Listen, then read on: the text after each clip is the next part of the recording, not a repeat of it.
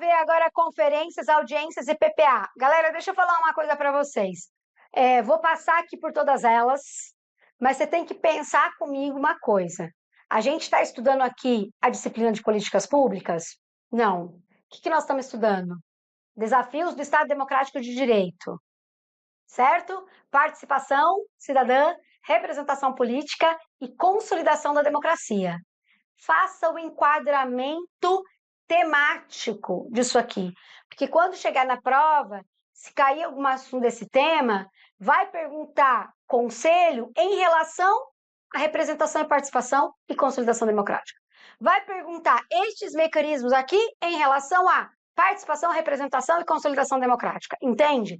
Então, não tende a ser uma pergunta que vai trazer uma especificidade como vocês estudam lá na política pública. O que vocês estudam lá na política pública ajuda muito a pensar isso aqui, mas aqui isso aqui é um pensamento analítico, é mais amplo, entendeu? É mais analítico, pode ser mais subjetivo em sua prova, por isso treino lá que a prova está passando para vocês em torno da relação, também da interpretação da questão, tá bom? Então vem aqui comigo, ó, o que é conferência e até o que ela se distingue dos conselhos, né? Vem aqui, ó, checklist para vocês. Objetivam reunir o governo, reunir. Essa palavrinha aqui, ó, governo e sociedade para debater temas de interesse. Opa! Ave Maria! Ô, lasqueira! Peraí, galera, deu um pane aqui. Não. Pronto, voltou. Objetivam reunir governo e sociedade civil para debater temas de interesse comum e decidir prioridades em políticas públicas. Serve, tá? Então, olha só. Debater temas de interesse comum para decidir prioridades em políticas públicas. Olha lá, definem princípios, diretrizes, dá voz a vários segmentos para discutir e deliberar sobre os conselhos. As conferências também podem pensar como melhorar o conselho, por exemplo. E aqui é interessante, ó, né? Dar voz. Porque a conferência, ela é aberta. Tem os delegados das conferências, tá? Em geral, as conferências, elas são convocadas aqui, ó, né? Pelo Poder Executivo ou pelo Conselho Responsável, e as conferências, elas dão uma voz maior. Então, tem delegados, mas se você quiser ir lá na conferência e falar, você vai poder falar. Só que você não vai poder votar, tá? Em algumas conferências, principalmente as que têm caráter deliberativo, não necessariamente todo mundo delibera. Todo mundo fala, mas nem todo mundo delibera, tá bom? Então, ocorrem periodicamente e abrangem os 3 níveis do governo também, convocadas pelo Poder Executivo e o Conselho Responsável. Avaliam e propõem instrumentos de participação popular, fazendo indicações para a formulação de políticas públicas. Tá vendo? Ó, princípios, diretrizes, indicações, sempre para o quê? Sempre, ó, formulação de políticas públicas também. Tá vendo? Então, tá ali na fase da formação. Participação aberta ao público. Isso é uma diferença importante em relação ao quê? Aos conselhos, tá? Nos níveis estadual e nacional, apenas delegados escolhidos têm o poder do voto, tá vendo? Ó? No nível estadual e nacional, as conferências têm o poder do voto. Durante o governo, principalmente o governo do PT, em que esse mecanismo de participação ele se generalizou, o mecanismo das conferências públicas, né?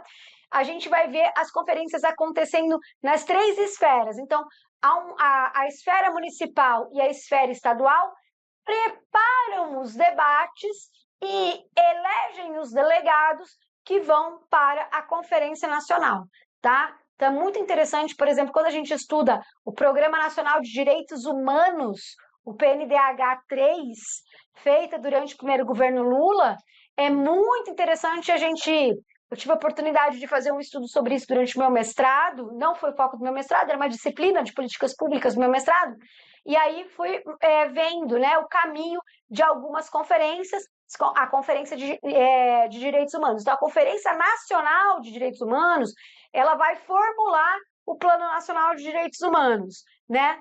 E aí, antes da Conferência Nacional, a gente teve as conferências municipais e as conferências estaduais. Então, são arenas anteriores de preparação. Então, quando chega lá na Conferência Nacional, a Conferência Nacional já está bastante grande, as pessoas estão mais preparadas, você tem um debate muito qualificado, né? Por quê? Porque a conferência municipal e a conferência estadual são formas de etapas preparatórias para a Conferência Nacional. Sempre assim, prof? Não, não é sempre assim, tá? Mas várias muito importantes foram assim e têm sido assim, tá? O que mais? Possibilidade de prever um momento próprio para a eleição dos conselheiros da sociedade civil devido à capacidade de mobilização das conferências. Sim, em algumas situações, os delegados, lembra os delegados dos conselhos? Eles são eleitos nas conferências, porque você já aproveita o espaço de mobilização, de organização, de debate. As conferências são temáticas, né? Então, olha só, elas são temáticas. Então, se a gente falar de conferência de direitos humanos, conferência de educação, conferência da saúde, então a gente vai pensando que são debates qualificados, que são pessoas que estão envolvidas com aquele tema, né? Que tem mais leitura, que tem mais formação, que tem mais experiência, que tem mais vontade de atuar naquele setor, de participar naquele setor. Deu para entender? Então, muitas vezes você aproveita essa mobilização para já fazer a eleição do conselho, tá? É muito mais fácil, né? É fácil executar dessa maneira, mais fácil, tá? Bom, diferença entre a efetividade presente no âmbito municipal e no nível nacional, tá? Para a gente entender as duas pontas das conferências. Então, a conferência, ela pode ter uma implementação prática local, priorizando questões práticas e operacionais, tá? Vinculadas à implementação da política pública naquele local. Por exemplo, melhorias no serviço da saúde e da assistência social. Desafios urbanos e locais, muito importante isso aqui, ó. A ideia das cidades inclusivas, por exemplo, né?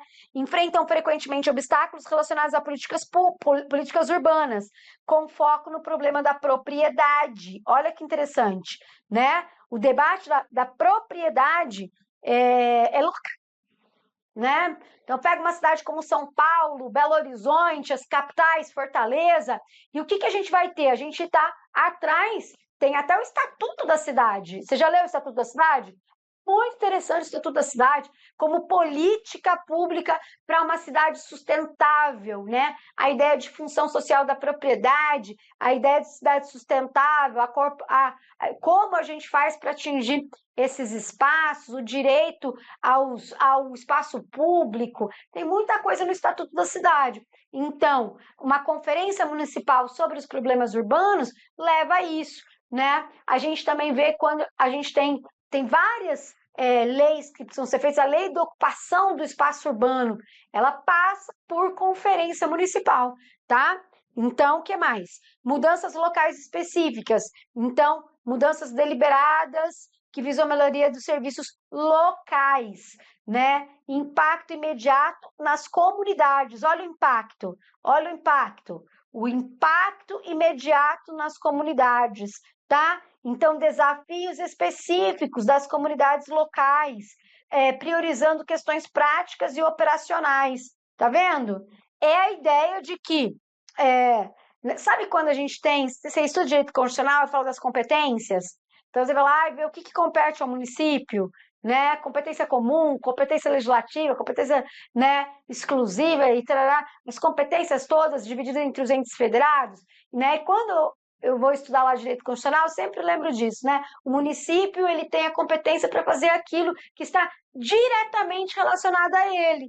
É isso que a conferência faz, tá? Então, questão prática, operacional, desafio específico da comunidade local e o impacto também é mais direto, o impacto é mais imediato, tá bom? Tudo bem? Quando eu penso numa conferência nacional, eu estou pensando numa dimensão normativa, né? Naquilo, por exemplo, que vai inspirar o legislativo a criar uma lei. O exemplo que eu citei aqui da Conferência Nacional dos Direitos Humanos, né? Então, a Conferência Nacional de Direitos Humanos formulou um documento que deu origem ao Plano Nacional de Direitos Humanos, o PNDH3, né? Daí, e disso pode ter surgido o quê? Legislação.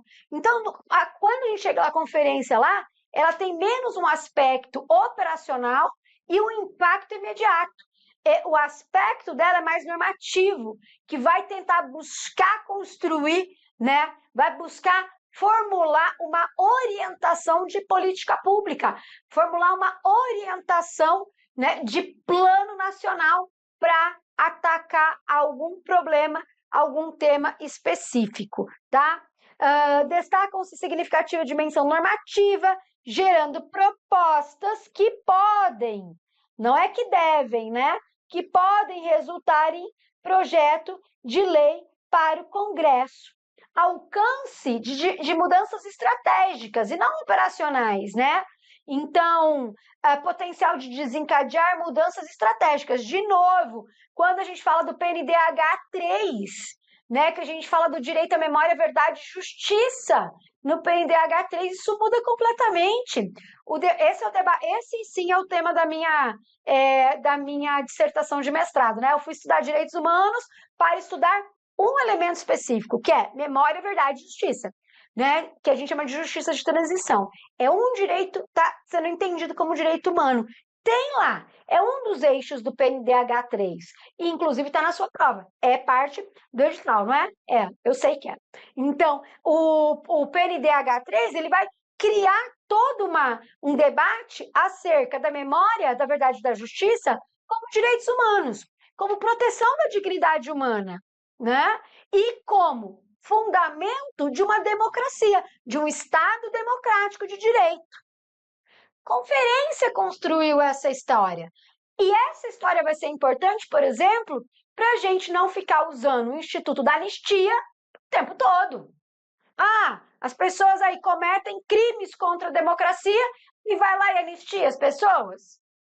O que o PNDH3 fez? O que formulou a concepção estrutural de democracia?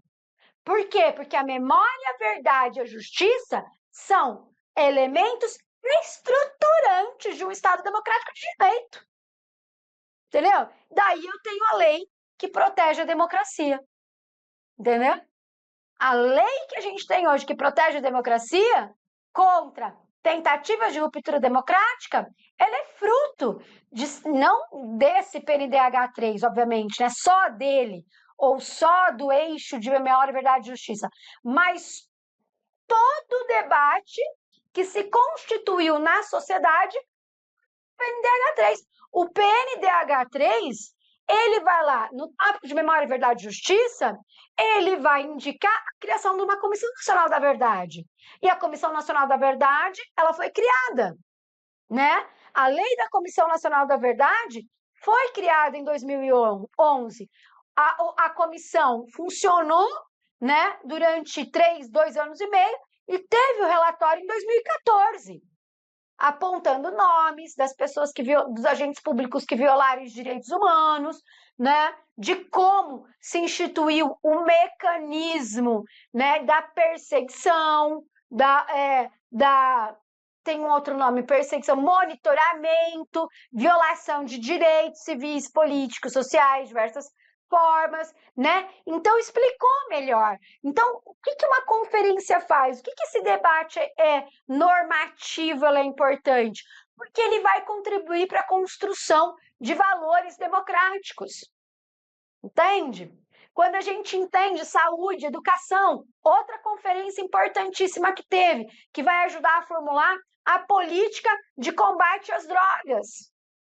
Né? Entender o combate às drogas como um problema de saúde pública, como um problema multifatorial, que existe uma política pública intersetorial transversal, como é que eu faço isso, né? Então, as conferências, elas têm um papel muito importante no sentido de fomentar o debate, de construir a cultura democrática e, principalmente, de democratizar os temas, né? De tirar a moralidade dos assuntos. Então, o problema da droga, até antes do SUAS, né? O Sistema Único de Assistência Social, que era tratado uma pessoa que era usuária de droga, que era doente, que tinha drogadição, vagabundo, como criminoso, né? Então, toda a lógica da moralidade. Então, vamos mudar a percepção.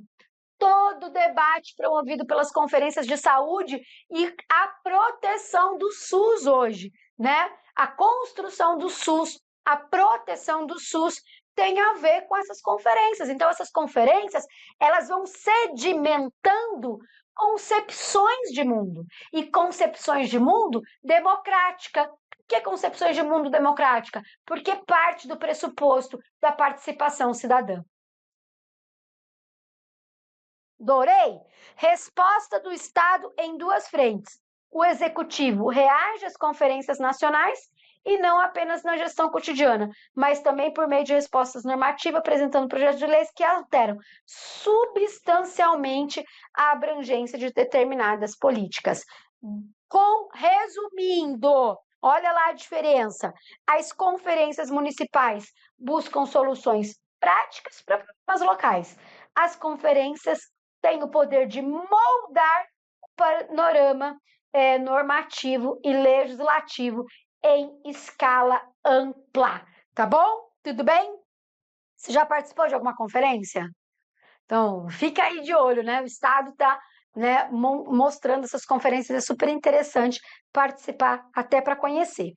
Audiência pública. A audiência pública é um mecanismo que ele não tem uma periodicidade determinada, né? Ele não tem etapas anteriores de preparação para acontecer na esfera municipal, estadual e nacional. A audiência pública, ela é um instrumento de participação popular, sim, garantido pela Constituição Federal, sim, regulado pelas leis federais, pelas constituições estaduais e as leis orgânicas do município.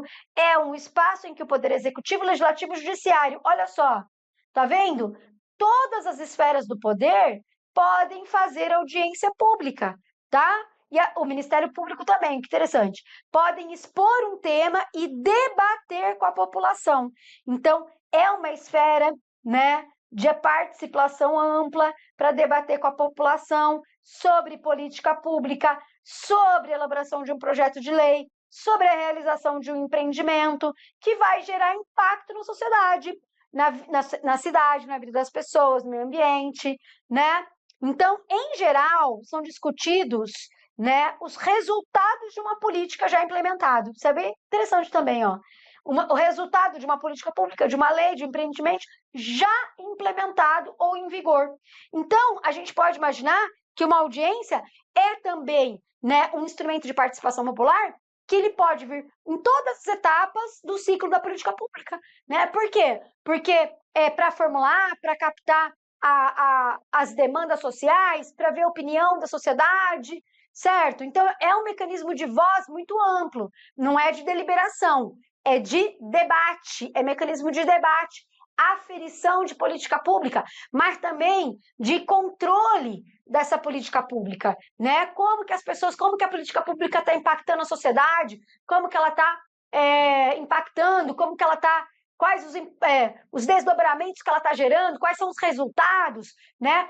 Ser correção na continuidade da própria implementação, tá? Então, por isso que a gente que relaciona muito a audiência a uma consulta, né? A uma consulta à sociedade acerca das suas principais opiniões e demandas para casos muito específicos, né? Então, por exemplo, quando eu falei da Conferência de Direitos Humanos e quando eu olho o PNDH3, tem um monte de eixo lá falando sobre várias coisas. Até porque o tema de direitos humanos ele é transversal, né, galera? Eu posso discutir direitos humanos em leis orçamentárias, né? Em políticas ambientais, em políticas culturais, em todas as áreas. Por quê?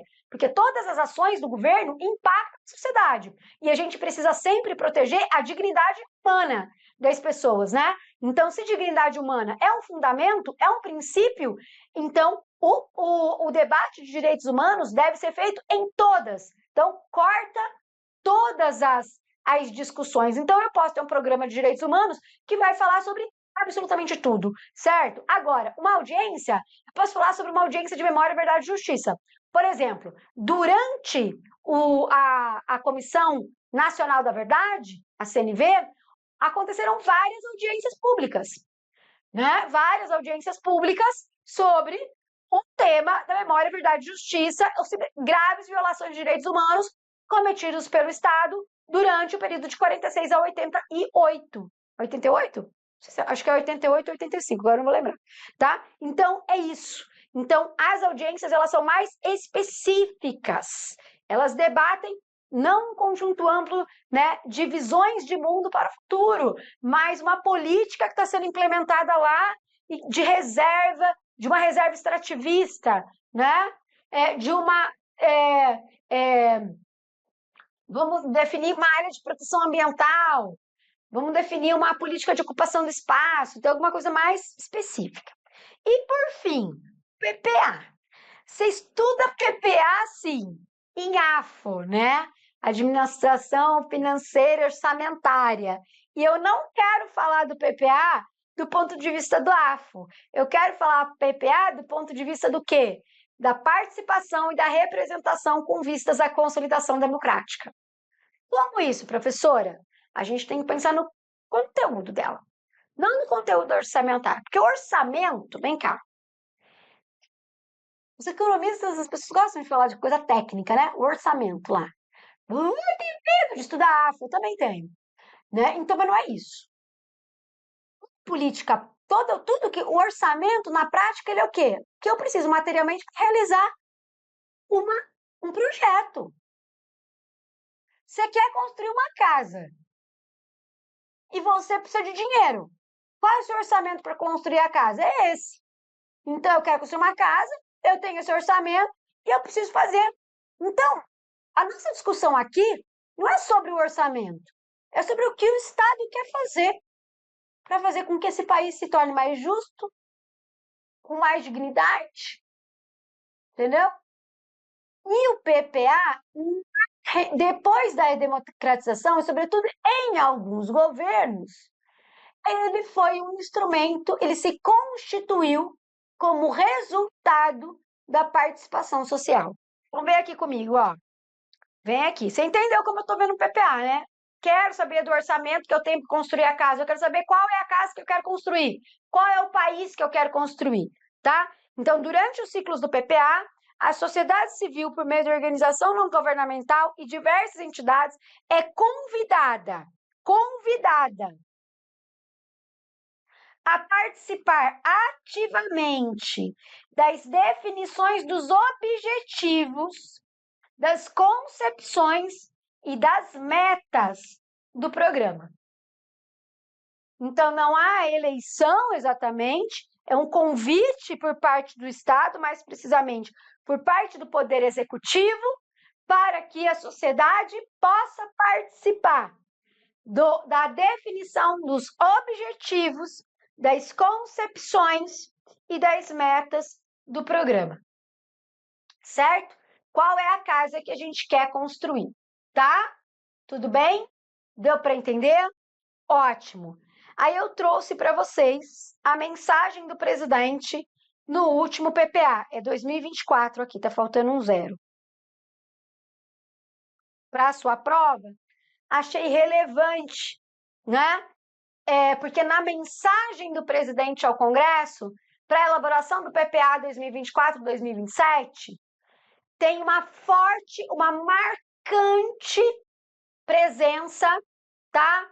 Um reconhecimento de que aquela proposta que estava sendo enviada ao Congresso não era simplesmente da cabeça do presidente, era da sociedade civil. O que o presidente manda para o Congresso, na mensagem do presidente, não é uma coisa que é dele, é uma coisa que é da sociedade brasileira.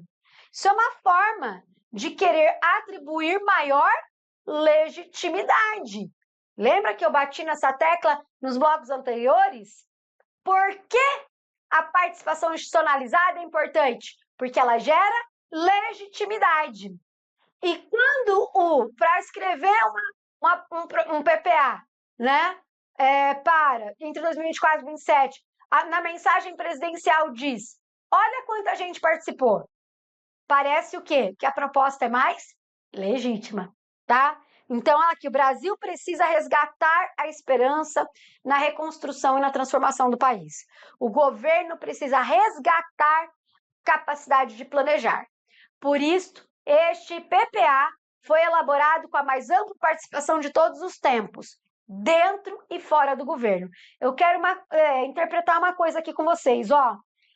Para reconstruir e transformar o Brasil, eu preciso da participação. Veja que a participação aqui no PPA 2024-27, no sentido de reconstruir a democracia, assim como foi feito lá na década de 80, final da década de 80, a ampla participação na elaboração da Constituição. Foi o que deu legitimidade democrática e inspirou o princípio participativo. Então, se a gente quer reconstruir o Brasil e recuperar, né, o Brasil e recuperar a capacidade do governo de planejar, a gente pode fazer isso com quem? Com a sociedade. A gente não pode fazer isso sozinho. Então, aqui tem uma relevância para o quê? Para o princípio da participação. No âmbito do governo foram realizadas 125 oficinas de trabalho que contaram com a presença de 4.000 servidores. Na sociedade, plenárias em cada uma das 27 unidades da federação envolveram mais de 34.000 participantes presenciais. Terceiro, olha que importante o governo digital. A plataforma Brasil Participativo contou com 4.087.540 acessos, 1.419.729 participantes e 8.254 propostas. Olha o que o digital faz com a participação. O digital escala a participação cidadã. O digital escala a participação cidadã. Eu preciso destacar isso aqui. E eu preciso que você leve isso para a prova com muito carinho. Por quê? Olha só, presencialmente, a gente teve 4.000 servidores presenciais. A gente teve 34.000 participantes presenciais nas plenárias, nas unidades. E a gente teve 1.419.729 participantes na plataforma digital Brasil Participativo. Escala. O 3 aqui, ó.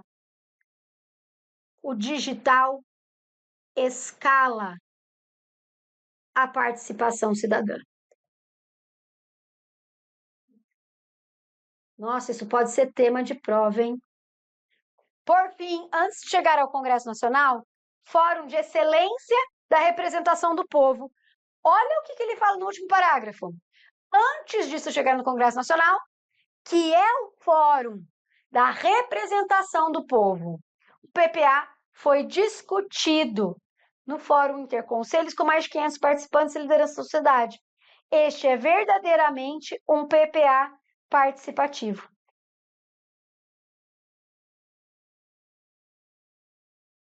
Mas eu destaquei, ó, o governo fala que, por excelência, o Congresso é o quê? É a representação do povo brasileiro. Ele vai dizer, a participação da sociedade é legítima, mas o Congresso Nacional, ele é o fórum por excelência da representação do povo. Apesar de ter o princípio da participação, a representação aqui, ela é reafirmada com relevância. O Congresso é o fórum por excelência da representação. Então, quem tem a legitimidade da decisão? O Congresso Nacional. A gente complementa a participação vem no sentido de indicar ao decisor qual é o caminho melhor para ele decidir. Deu para entender? Então, eu vou concluir com um elemento: a participação como forma de governar. Há vários textos do IPEA e de outros, por exemplo, a própria Maria da Glória Gon fala isso, né? Leonardo Avritzer, em alguns textos, ele menciona, né? Mas há estudos que, olhando para os mecanismos de participação democrática, para a diversificação e para o uso desses mecanismos, vai chegar à conclusão de que a cidadania participativa, ela não é só um mecanismo para garantir a consolidação da democracia. Ela é a própria forma de governar. Quanto mais diverso, mais amplos, em mais esferas públicas, a sociedade civil organizada, os seus representantes, os seus interesses estiverem colocados, quanto mais o Estado ouve a sociedade, mais a gente vai falar de um governo que usa a participação como a sua própria forma de governar, certo? E por meio daquele, vou voltar lá naquele gráfico, neste gráfico aqui, voltando neste gráfico, estes estudos apontam para o PT, os governos principalmente de Luiz Inácio Lula Silva, a sua forma privilegiada de governar, que seria a participação da sociedade, certo? Deu para entender? Concluímos? É isso aqui que eu quero que você, né, esse debate todo culminando nisso daqui, tá bom? Porque depois, nas próximas aulas do nosso curso, a gente vai ver outros temas, né, que a gente não vai poder perder de vista essa lógica aqui. Participação como forma de governar, tá bom? Existem várias formas de governar. A participação é uma delas. É uma forma democrática? Extremamente democrática, de uma democracia ampla participativa, sem nunca abrir mão do quê? Da democracia representativa, é claro. Tá bom? Tudo bem, queridos e queridas? Então, a gente fechou aqui a nossa primeira aula sobre representação, Constituição de 88, representação política, democracia, participação cidadã e consolidação da democracia. Né? Forma de governar democrática tende a ampliar a democracia. É esse o desfecho da nossa aula grande, reconheço, espero que dê tempo de você estudar cada pedacinho dela, né? Tê-la como base, usá-la para estudar os outros assuntos do tópico de desafios do Estado Democrático de Direito. Fechou? É isso, vocês precisaram de alguma coisa, foram de dúvidas, são nossas redes sociais, e simbora, né? E é fazendo exercício agora, muito exercício, que vocês vão conseguir colocar em prática tudo isso que a gente estudou aqui. Um beijo grande, bons estudos e pode contar comigo até o final. Até a próxima!